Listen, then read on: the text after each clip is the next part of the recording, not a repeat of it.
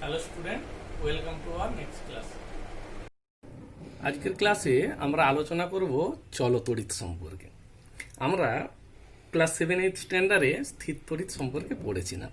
অর্থাৎ স্থির তড়িৎ বলতে কি, যখন ওই তড়িৎ আধান এক জায়গায় স্থির হয়ে থাকে তখন তার কি ধর্ম, সেগুলো আমরা ওই ক্লাস 7-8-এ কিছুটা পড়ে আসছিলাম স্থির তড়িতের মধ্যে। তো আমরা এখানে আলোচনা করব ওই তড়িৎ আধান যখন এক স্থান থেকে অন্য স্থানে চলাচল করবে তখন তার বৈশিষ্ট্যের মধ্যে কিছু পরিবর্তন আসে। তো তার যখন তড়িৎ আধানটা এক স্থান থেকে অন্য স্থানে চলাচল করছে তখন সেইটাকে আমরা চলতড়িৎ বলছি। আর ওই যখন ওই চলমান তড়িৎ আধানের কি ধর্ম বৈশিষ্ট্য সেগুলো আমরা এই ক্লাস 10 স্ট্যান্ডার্ডে আলোচনা করব। তবে তার সেইগুলো পড়তে গিয়ে যেহেতু এটা বিষয়টা হলো তড়িৎ আধান সংক্রান্ত, তো আমরা স্থির তড়িতের কিছু বিষয় এখানে একটু আরেকবার রিভাইজ করে নেব, তারপর আমরা চলতড়িৎ সম্পর্কে আলোচনা করব। তো আমরা জেনেছিলাম যে তড়িৎ আধান জিনিসটা কি। প্রথমত আগে সেটা জানতে হবে যে তড়িৎ আধান জিনিসটা কি। না ভেবেছিলাম যে আমরা এমনি একটা প্লাস্টিকের চিরুনিকে যদি আমরা কিছু ছোট হালকা কাগজের টুকরোর কাছে নিয়ে যাই, তো এমনিতে তার মধ্যে কিছু হয় না। কিন্তু যদি ওই প্লাস্টিকের চিরুনিটায় আমরা কয়েকবার ভালো করে চুল আঁচড়ানোর পরে, শীতকালে বিশেষ করে, যদি আমরা সেই কাগজের টুকরোগুলোর কাছে ধরি তাহলে দেখি ওই কাগজের টুকরোগুলো ওই প্লাস্টিকের চিরুনির গায়ে আটকে যাচ্ছে। অর্থাৎ ওই প্লাস্টিকের চিরুনি আর ওই কাগজের টুকরোগুলোর মধ্যে একটা আকর্ষণ বল কাজ করছে। এখন কোশ্চেন হলো, কেন এই আকর্ষণ বল? আগে তো এই আকর্ষণ বল ছিল না, মাঝে কি পরিবর্তন ঘটেছে না তাদেরকে অর্থাৎ চুলটা আঁচড়েছি না, অর্থাৎ চুলের সাথে চিরুনির ঘর্ষণ হয়েছিল। তাহলে এই যে ঘর্ষণ হওয়ার ফলে চুল আর চিরুনির মধ্যে ওই যে চিরুনি চুলে কিছু একটা পরিবর্তন ঘটেছে, যার জন্য ওই চিরুনিটার মধ্যে ওই কাগজের টুকরোগুলোকে, যেগুলো ওকে আকর্ষণ করার একটা ক্ষমতা জন্মেছে। এই যে ধর্মটা, যে দুটো আলাদা আলাদা পদার্থের মধ্যে ঘর্ষণ হলে ওই পদার্থগুলোর মধ্যে একটা অন্য কোনো পদার্থকে আকর্ষণ করার একটা যে ক্ষমতা জন্মায়, সেইটাকে আমরা বলি তার তড়িৎ আহিত হওয়া। অর্থাৎ আমরা বলবো যে ওই যে যখন আমরা ওই চিরুনি আর চুলের মধ্যে ঘর্ষণ হয়েছিল তখন ওই চিরুনি বা চুল তারা কি হয়েছিল, তড়িৎ আহিত হয়েছিল বা আধান গ্রস্ত হয়েছিল, অর্থাৎ তাদের মধ্যে আধানের সৃষ্টি হয়েছিল। তাহলে এই আধান তার এসআই বা তাকে একটা পরিমাপ করতে হবে, কার কত বেশি আধান আসছে, কম আধান আছে, সেইটাকে মানে অর্থাৎ তার তড়িতাহিত অবস্থাটাকে আমরা তার তড়িৎ আধান দ্বারা পরিমাপ করে থাকি, যার এসআই পদ্ধতিতে বা ব্যবহারিক ক্ষেত্রে যার একক হলো কুলম। এই বিজ্ঞানী কুলম হলো, কুলম নামক একজন বিজ্ঞানীর নাম, যিনি ওই যে আধান তড়িৎ আধান সম্পর্কে অনেক গবেষণা করেছিলেন বলে তার সম্মানার্থে আমরা ওই আধানকে পরিমাপ করি কুলম এককে। এক কুলম তড়িৎ আধান বলতে কতটা তড়িৎ আধানকে বোঝায়? না, আমরা তো যখন ক্লাস 8-এ তড়িৎ বিশ্লেষণ পড়েছি তখন দেখেছি যে ওই যখন কোনো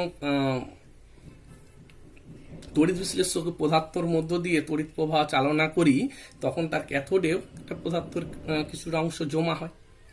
তো সিলভার নাইট্রেট দ্রবণে যে পরিমাণ তড়িৎ চালনা করলে ক্যাথোডে 0.001118 গ্রাম সিলভার জমা হয়, সেই পরিমাণ আধানকে এক কুলম বলে।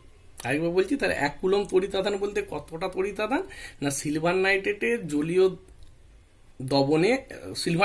দ্রবণে আমরা যে পরিমাণ তড়িৎ আধান চালনা করলে ওর ক্যাথোডে 0.2031 গ্রাম সিলভার জমা হবে, সেই পরিমাণ আধানকে এক কুলম তড়িৎ আধান বলা হয়। আমরা তো এটাও জেনে আসছিলাম যে এই আধানের দুরকম প্রকৃতি হয়, একটা হলো ধনাত্মক প্রকৃতির আধান আর হলো ঋণাত্মক প্রকৃতির আধান। আর এই পরস্পর বিপরীত জাতীয় আধানগুলোর মধ্যে পরস্পর আকর্ষণ হয়, আর সমজাতীয় আধান অর্থাৎ দুটো প্লাস বা দুটো মাইনাস একই রকমের আধানের মধ্যে বিকর্ষণ বল কাজ করে। আর কি যে একটা আধানগ্রস্ত বস্তু আর আরেকটা নিস্তড়িত বস্তু, মানে যার এখনো তড়িতাহিত হয়নি, তো তাদের মধ্যে কি হয়, আকর্ষণ বল কাজ করে। এই যে কোনো দুটো আহিত বস্তু বা একটা আহিত বস্তু এবং একটা অনাহিত বস্তু বা নিস্তড়িত বস্তুর মধ্যে কতটা আকর্ষণ, দুটো তড়িৎগ্রস্ত বস্তুর মধ্যে কতটা এই যে আকর্ষণ বা বিকর্ষণ বল কাজ করবে, তো সেইটা আমরা এই কুলম্বের বিজ্ঞানী কুলম্ব তার পর্যবেক্ষণ বা পরীক্ষা থেকে যে সিদ্ধান্ত পেয়েছিল তার মাধ্যমে জানিয়েছিল, যাকে আমরা কুলম্বের সূত্র বলি। তো কুলম্বের সূত্র কি বলে না, দুটো বিন্দু তড়িৎ আধানের মধ্যে আকর্ষণ বা বিকর্ষণ বল আধান দুটোর যে মান তাদের গুণফলের সমানুপাতিক হয় এবং তাদের মাঝের যে দূরত্ব সেই দূরত্বের বর্গের ব্যস্তানুপাতিক হয়, এবং এই আকর্ষণ বা বিকর্ষণ বলটা ওই আধান দুটো সংযোজক সরেখা বরাবর কাজ করে। অর্থাৎ দুটো আধান, একটা ধরো কিউ আধান আর একটা হলো কিউ ওয়ান আধান, একটা হলো কিউ টু আধান, তাদের মাঝের যদি দূরত্ব আর হয় তাহলে বলছে আকর্ষণ বলটা ওই কিউ ওয়ান কিউ টু গুণফলের সাথে সমানুপাতিক হবে এবং 1/r² সাথে সমানুপাতিক হবে। আর এই আকর্ষণ বলটা এই যে দুটো বিন্দু আধান তাদের সংযোজক সরেখা বরাবর কাজ করবে। তো মনে রাখতে হবে কুলম্বের সূত্র শুধুমাত্র বিন্দু আধানের ক্ষেত্রেই প্রযোজ্য। বড় আকারের বস্তুর ক্ষেত্রে কুলম্বের সূত্র প্রয়োগ করা যায় না। এবারে দুটো আধান, তারা ধরো যদি দুজনের বলটা কি হয়েছিল, তাদের এই সংযোজককারী সরেখা বরাবর কাজ করবে। সে রেখাটা কোন দিকে, রেখা বরাবর এই দিকেও হতে পারে এই দিকেও হতে পারে, কোন দিকে হবে সেইটা আমরা আধানের প্রকৃতি থেকে ঠিক করে নেব। যদি দুজনেই ধরো প্লাস আধান, তাহলে একে অপরকে বিকর্ষণ করবে, মানে এই আধানকে ঠিলে তার থেকে দূরের দিকে সরিয়ে দিতে চাইবে, অর্থাৎ তখন এই দিকে বলটা কাজ করবে। আর যদি এইটা ঋণাত্মক প্রকৃতির হতো তখন কি হতো, এই আধানকে কি করতো, তার নিজের কাছের দিকে আকর্ষণ করতো, মানে তার রেখা বরাবর তখন এই দিকে বলটা কাজ করতো। এই হলো কুলম্বের সূত্র। তো এখন প্রশ্ন হচ্ছে যে আমরা তো বলেছিলাম যে দুটো বস্তুকে ঘর্ষণ করলে তখন কি হবে, তারা তড়িতাহিত হয়, তাদের মধ্যে আধানের সৃষ্টি হয়। তো কেন এই রকমের হয় দুটো বস্তুর মধ্যে ঘর্ষণ করলে, না যে কোনো পদার্থই কি হয় পরমাণু দ্বারা গঠিত। তার পরমাণুর গঠন কেমন আমরা জানি, যে পরমাণুর ভিতরে একটা নিউক্লিয়াস বলে অংশ থাকে, যার মধ্যে তার সমস্ত ধনাত্মক আধান অর্থাৎ প্রোটনগুলো এবং নিস্তড়িত নিউট্রন কণাগুলো থাকে, আর তার চারদিকে বিভিন্ন কক্ষপথে ওই ইলেকট্রনগুলো ঘুরতে থাকে। এখন এই যে নিউক্লিয়াস, এই ইলেকট্রনগুলোর যেহেতু নিউক্লিয়াস ধনাত্মক আধানগ্রস্ত এবং ঋণাত্মকগুলো ঋণাত্মক আধানগ্রস্ত, তো এই ইলেকট্রনগুলোকে কি করে নিউক্লিয়াস তার নিজের কেন্দ্রের দিকে টানে। এবং আমরা কুলম্বের সূত্র থেকেও দেখেছি যে এই যে আকর্ষণ বলটা সেটা কিন্তু দূরত্বের উপরে নির্ভর করে, দূরত্ব যত বাড়ে তত আকর্ষণ বল কমে। তো যেইগুলো বাইরের কক্ষের ইলেকট্রন অর্থাৎ দূরে দূরে যে ইলেকট্রনগুলো আছে সেইগুলোর উপরে নিউক্লিয়াসের আকর্ষণ বল কম থাকায় ওইগুলোর উপরে নিউক্লিয়াসের নিয়ন্ত্রণ কম থাকে। তারা খুব সামনের দিকের ইলেকট্রনগুলোকে যত শক্তভাবে বেঁধে রাখে আকর্ষণ বল দ্বারা, বাইরের দিকের ইলেকট্রনগুলোকে কিন্তু অত বল দ্বারা বেঁধে রাখতে পারে না। তাই বাইরের দিকের ইলেকট্রনগুলো, খুব বড় নিউক্লিয়াসের যে বাইরের কক্ষের ইলেকট্রনগুলো, সেইগুলোর উপরে নিউক্লিয়াসের নিয়ন্ত্রণ একবারে কম থাকে বলে, বা তারা ওই নিউক্লিয়াসের বাঁধন থেকে মুক্ত বলে ওই ধরনের ইলেকট্রনগুলোকে মুক্ত ইলেকট্রন বলে।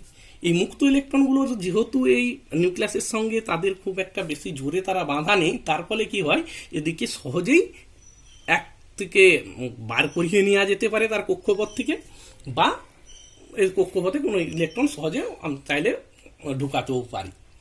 তো এই রকমের ইলেকট্রনগুলো অর্থাৎ যে বাইরের কক্ষের ইলেকট্রনগুলো সেইগুলোকে মুক্ত ইলেকট্রন বলে। তো সবারই হবে না, যাদের ছোট নিউক্লিয়াস তাদের কি হবে, মানে বাইরের কক্ষের ইলেকট্রনই খুব নিউক্লিয়াসের কাছে থাকবে, তাদেরকে শক্তভাবে বেঁধে রাখবে। অর্থাৎ বড় নিউক্লিয়াস যাদের অনেকগুলো কক্ষপথ আছে বড় পরমাণুর, তো তাদের বাইরের কক্ষের ইলেকট্রনগুলো যেহেতু মুক্ত অবস্থায় থাকে, মানে বাঁধন থেকে নিউক্লিয়াসের বাঁধন থেকে, তাদেরকে মুক্ত ইলেকট্রন বলা হয়। এখন যখন দুটো পদার্থের মধ্যে ঘষা হয়, তার মধ্যে যার ইলেকট্রনের বাঁধন কম, তারা এই ঘর্ষণের ফলে যে শক্তি উৎপন্ন হয় সেই শক্তিতে এই বাঁধন ভেঙে তারা অন্যের ভিতরে ঢুকে যেতে পারে।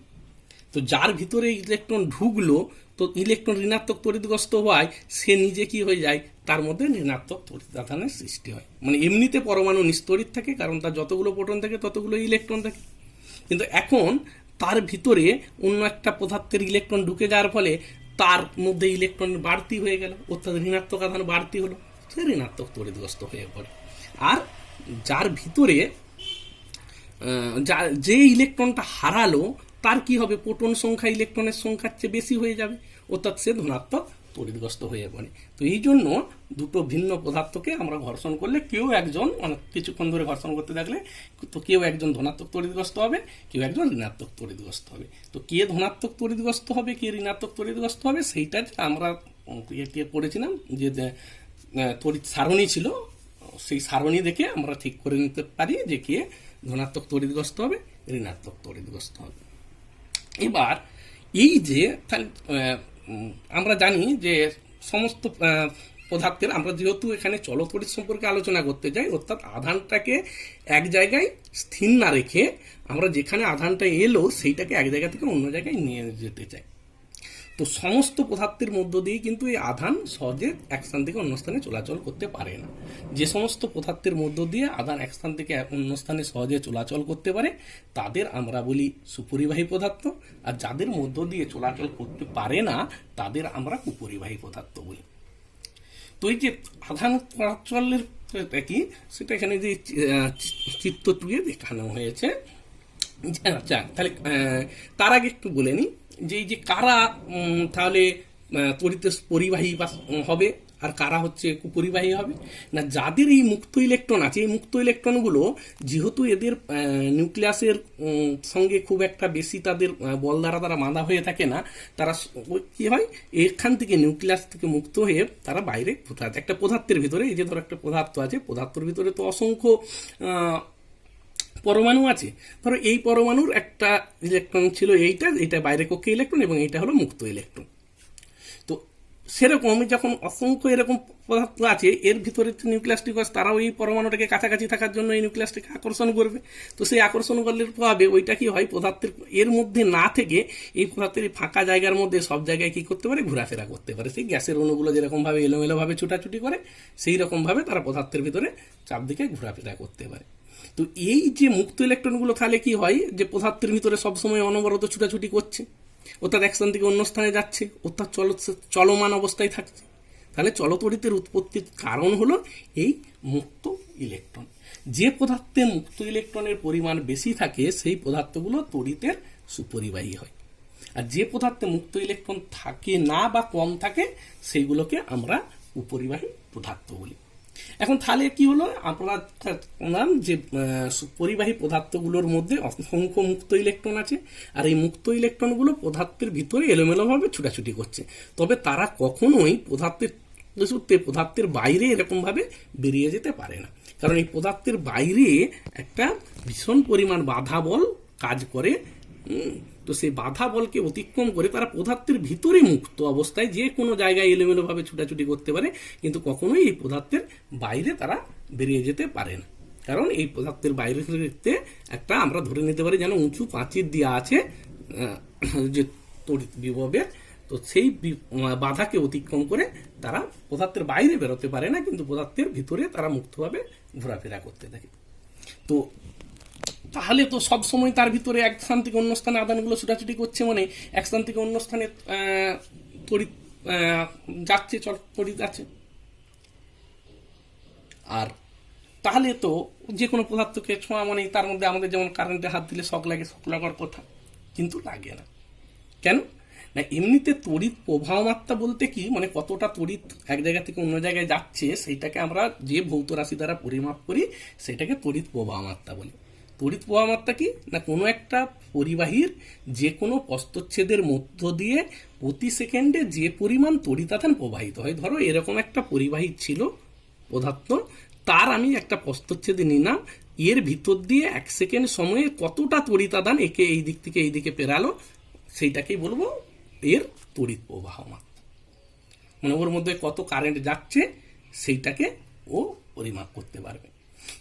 এখানে কি হয়, এমনি নর্মাল অবস্থায় সাধারণত কি হয় যে এই যে আধানগুলো সেইগুলো তো এলোমেলোভাবে ছুটাছুটি করে।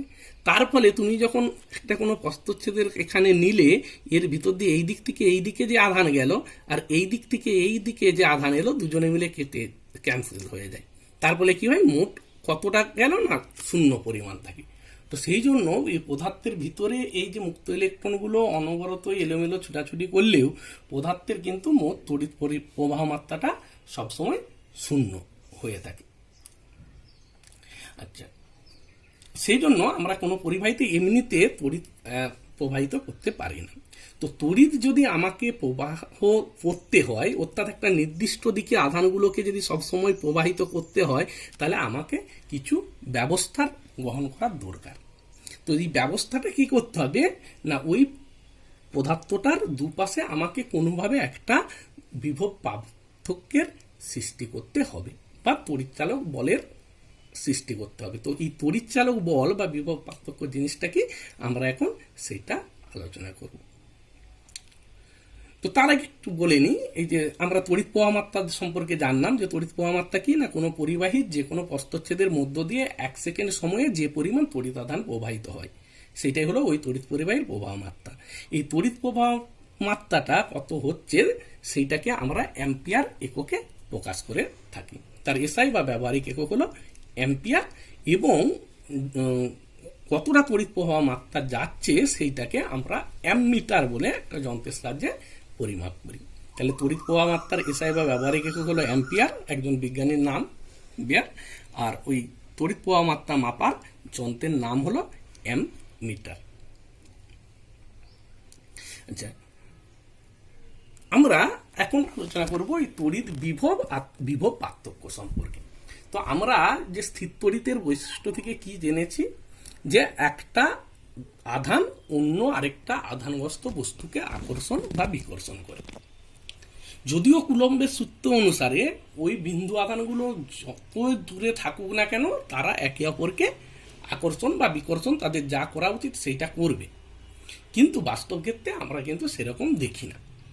আমরা দেখি বাস্তব ক্ষেত্রে ওই আধানের চারপাশে একটা জায়গার মধ্যে অন্য একটা আধানকে রাখলে তবেই ওই আধানটা, প্রথম আধানটা দ্বিতীয় আধানটার উপরে একটা প্রভাব ফেলে, অর্থাৎ তাকে আকর্ষণ বা বিকর্ষণ করে। তার বাইরে রাখলে সে কিন্তু তার উপরে যে আকর্ষণ বিকর্ষণটা করে সেটা এতই কম, আমরা তার কোনো প্রভাব অনুভবই করতে পারি না বাস্তবে। তো ওই যে তড়িৎ আধান, ধরো এখানে যে ও বিন্দুতে যে কিউ তড়িৎ আধানটা রাখা হয়েছিল, তার চারপাশে যে জায়গার মধ্যে ওই আধানটাকে রাখলে, দ্বিতীয় আধানটাকে রাখলে ওই দ্বিতীয় আধানটা তার প্রভাব অনুভব করবে, সেইটাকে আমরা সে ততটা জায়গাকে বলবো ওই তড়িৎ ক্ষেত্র। তো তড়িৎ ক্ষেত্রের কোনো একটা বিন্দুতে একটা একক ধনাত্মক আধানকে অসীম দূরত্ব থেকে নিয়ে আসতে যে পরিমাণ কাজ করতে হয়, সেইটাকেই তড়িৎ ক্ষেত্রের ওই বিন্দুতে তড়িৎ বিভব বলা হয়। সেটা কি কারো একটু ভেঙে বললে না, ধরো এখানে এই ও বিন্দুতে একটা কিউ পরিমাণ আধান আছে, আমরা এর জন্য পি বিন্দুতে কত বিভব সেটা বার করাতে চাই। তো যাই হোক, তড়িৎ ক্ষেত্রে যখন বিন্দুটা আছে তখন ধরো একটা এখানে প্লাস আধান ছিল, এখানেও একটা প্লাস আধানই, আমি মানটা বিভিন্ন আনলে বিভিন্ন রকমের বল হবে, বিভিন্ন কাজ করতে হবে, তো তাই আমরা ফিক্সড করে +1 করে নিলাম। তো এই প্লাস আধানকে তো বিকর্ষণ করে দূরে ঠেলতে চাইবে, কিন্তু আমি তাকে সরিয়ে পি বিন্দুটাকে আনতে চাই, তাহলে মানে কি করতে হবে, এই আধান দুটোর মধ্যে বিকর্ষণের বলের বিরুদ্ধে যে আমাকে একটা কাজ করতে হবে। আর যদি এটা মাইনাস আধানই হয় তাহলে কি হবে, একে আকর্ষণ করবে, অর্থাৎ বলের দ্বারা একটা কার্য হবে। তো আমি ওই অসীম দূরত্ব থেকে একটা +1 অর্থাৎ একক ধনাত্মক আধানকে তড়িৎ ক্ষেত্রের ওই বিন্দুতে নিয়ে আসতে যে কাজ আমাকে করতে হবে সেইটাই বলবো ওই যে বিন্দুটায় আমরা আধানটাকে রাখলাম +1, সেই বিন্দুতে তড়িৎ বিভব।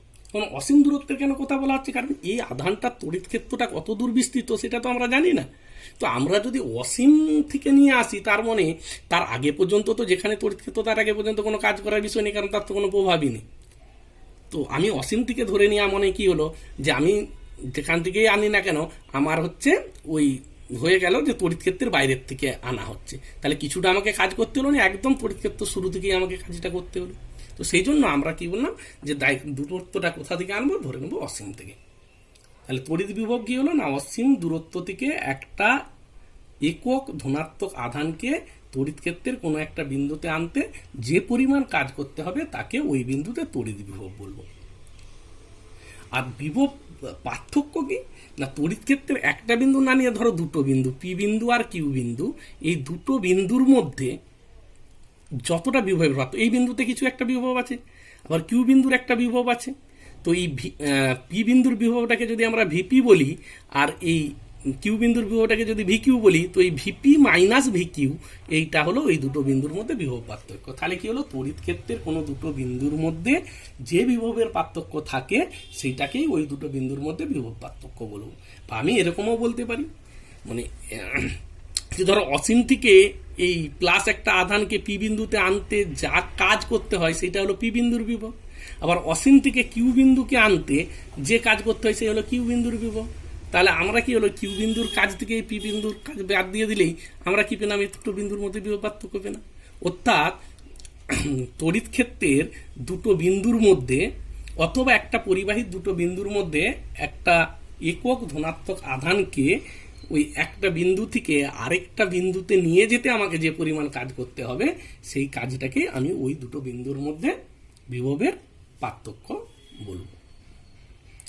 এই বিভব, তড়িৎ বিভব বা বিভব পার্থক্য দুটোকে আমরা এসআই পদ্ধতি বা ব্যবহারিক ক্ষেত্রে ভোল্ট একক দ্বারা পরিমাপ করে থাকি।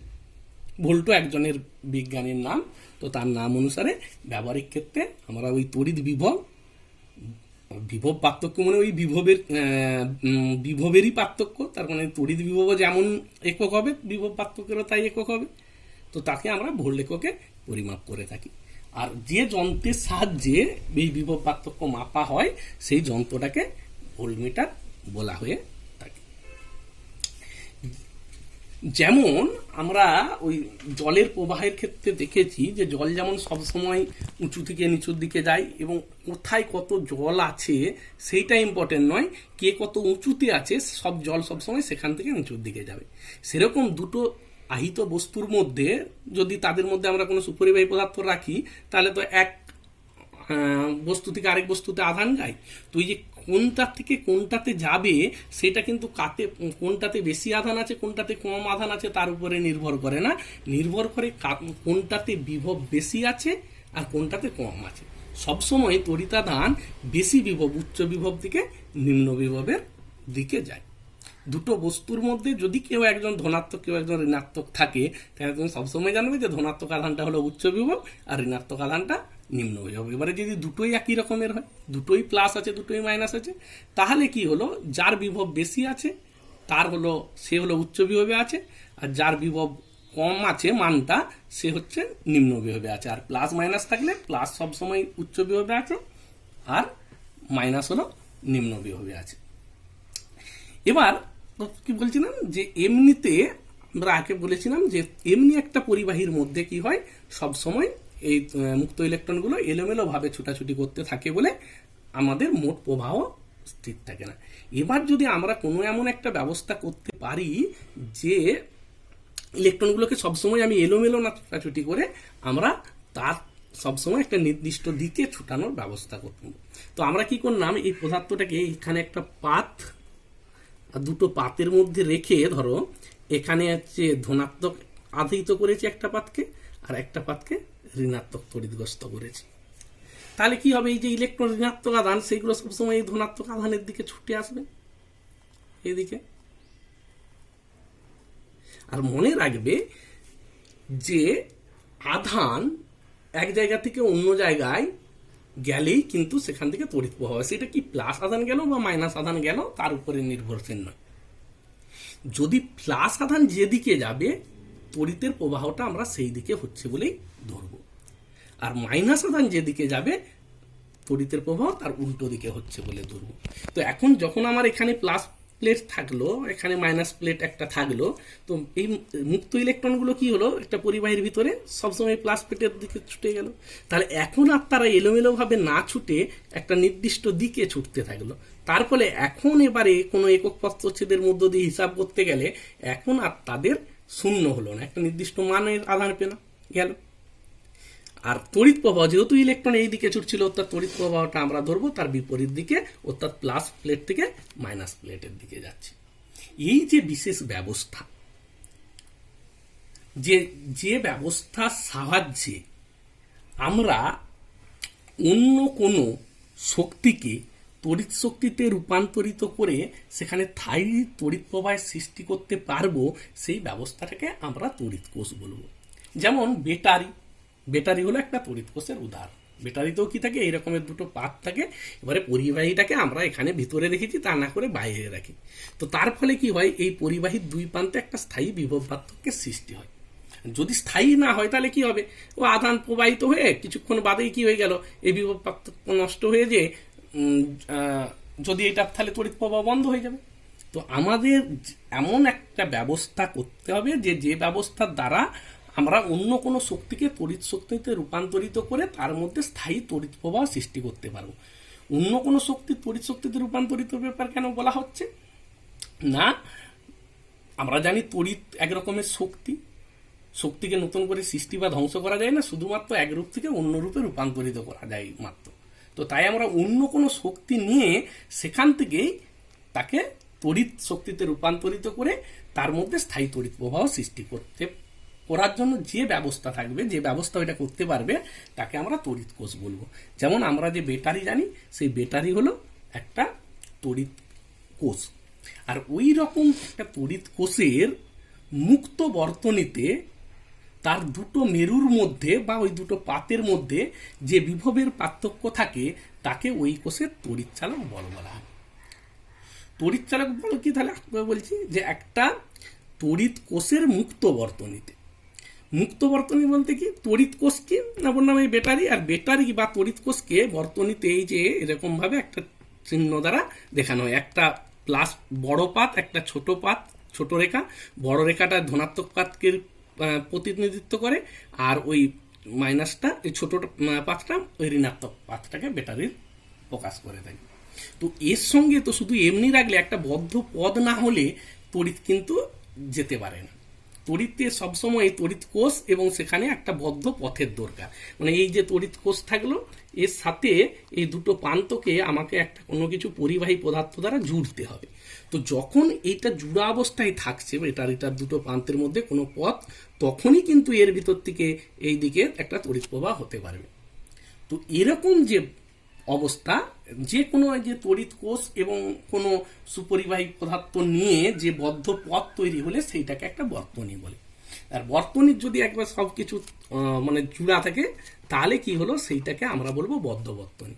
মাঝে যদি কোনো জায়গায় কোনো অংশে কাটা থাকে, তাহলে কিন্তু আর ওর মধ্য দিয়ে তড়িৎ প্রবাহ যেতে পারবে না, তখন সেটাকে মুক্ত বর্তনী বলবো। বা ধরো শুধু ব্যাটারিটাই আছে, কারোর সঙ্গে আমি জুড়িনি, তার সাথেও কিন্তু সেইটাকেও আমরা বলবো যে এটা হচ্ছে মুক্ত বর্তনী। তো এই অবস্থাতে এই যে তড়িৎ প্রবাহ আমরা বলেছিলাম, তড়িৎ প্রবাহ বিভব পার্থক্য থাকলেই তবে তড়িৎ প্রবাহ হবে এবং উচ্চ বিভব থেকে নিম্ন বিভব। তো যখন আমরা এই বর্তনীর সঙ্গে আর কোনো কিছু যোগ করিনি তড়িৎ কোষের, সেই অবস্থাতে তার এই দুটো পাতের মধ্যে বা দুটো মেরুর মধ্যে যে বিভবের পার্থক্য থাকে, সেইটাই হলো তার তড়িৎ চালক বল বলে। আর যখন এর সাথে আমরা তড়িৎ কোনো বদ্ধ করে দেবো, এই একটা কোনো কিছু পরিবাহীকে যোগ করে, পরিবাহীকে বর্তনীতে এই যে এরকমের চিহ্ন দ্বারা দেখানো হয়, যখন আমরা তাকে যোগ করে দেবো, তখন ওই পরিবাহীর দুই প্রান্তে যে বিভবের পার্থক্য সৃষ্টি হবে, সেইটা কি হয়, এই ব্যাটারির মুক্ত অবস্থায় যে বিভবের পার্থক্য ছিল তার চেয়ে কিছুটা কমে যায়। সে কেন কমে যায় সেটা আমরা পরের ক্লাসে আলোচনা করব, কিন্তু এখন তো মনে রাখবো যে একটা ব্যাটারি বা তড়িৎ কোষ যখন মুক্ত অবস্থায় ছিল, তখন তার ওই দুই প্রান্তে যা বিভবের পার্থক্য ছিল, তো ওকে যখন আমরা বদ্ধ করে দেবো, তখন কিন্তু ওই অবস্থায় তার ওই দুই মেরু বা দুটো পাতের মধ্যে বিভবের পার্থক্য কিছুটা কমে যায়। তো বদ্ধ অবস্থায় যে বিভবের পার্থক্যটা ছিল, সেইটাকে এই মুক্ত অবস্থাতে তড়িৎ কোষের দুটো মেরুর মধ্যে যে বিভবের পার্থক্য ছিল, সেইটাকেই বলবো তড়িৎ কোষের তড়িৎচালক বল। তড়িৎচালক বল যেহেতু একটা বিভবের পার্থক্য, তাহলে ওকেও কিন্তু আমরা ভোল্ট একক দ্বারাই প্রকাশ করে থাকি। তো কিন্তু তড়িৎ প্রবাহ এই তড়িৎচালক বলের মাপার যন্ত্রের নাম হলো পোটেনশিওমিটার। এইটা একটু খেয়াল রাখবে যে তড়িৎ বিভবের পার্থক্যকে নর্মালি আমরা ভোল্টমিটার সাহায্যে মাপি, কিন্তু তড়িৎচালক বলকে আমরা ভোল্টমিটারের সাহায্যে মাপলে সঠিক মাপ পাবো না। আমাদের একটা ওই জন্য বিশেষ এক ধরনের, কারণ বলেছিলাম যে বদ্ধ অবস্থায়, কারণ যখনই তুমি কোনো কিছু মাপতে গেলে তো একটা যন্ত্র লাগাতে হবে, যন্ত্রটা লাগালেই কি হবে, ওই বর্তনীটা বদ্ধ হয়ে যাবে। আর বদ্ধ অবস্থায় যে ওই ব্যাটারির দুটো মেরুর মধ্যে যে বিভবের পার্থক্য, সেটাকে নর্মালি ওই কোষের বিভব পার্থক্য আমরা বলবো। কিন্তু তড়িৎচালক বলের মান তার তুলনায় কিছুটা বেশি, তাহলে আমরা ভোল্টমিটারের সাহায্যে তড়িৎচালক বল মাপতে পারি না। তার জন্য এক ধরনের বিশেষ যন্ত্র ব্যবহার করা হয়, যে যন্ত্রটাকে পোটেনশিওমিটার যন্ত্র বলে। তবে দেখো এই যে ব্যাপারটা তড়িৎচালক বল, অনেক সময় কোশ্চেন পড়ে একে আমরা বল এরকম ধরনের বলি কেন, অ্যাকচুয়ালি তো আমরা বলেছি এটা বিভবের পার্থক্য। আর বিভব মানে কিছুটা কার্য অসীম থেকে কোনো বিন্দুতে নিয়ে আসতে যে পরিমাণ কাজ করতে হয়, সেটাই হলো বিভব। তাহলে তো অ্যাকচুয়ালি তড়িৎচালক বল কোনো বল নয়, এইটা হলো আসলে শক্তির পরিমাপ। ভৌত রাশিগত দিক দিয়ে এইটা হলো শক্তি, কিন্তু তবুও এর নামে আমরা বল নামটা ব্যবহার করলাম কেন না, তড়িৎ চালক বল নামটাই বলছে তড়িৎ আধানকে চালনা করে এমন বল। যেমন কোনো একটা স্থির বস্তুকে আমরা জানি তার উপরে বল প্রয়োগ করলে তবেই সে গতিশীল হয়। তো তাহলে স্বাভাবিক ধারণাতে অনুসারে স্থির আধানকে গতিশীল করতে গেলে তার উপরে একটা বল প্রয়োগ করা দরকার, কিন্তু তড়িতের ক্ষেত্রে এই রকমের নয়, আমাকে বলের দরকার হয় না।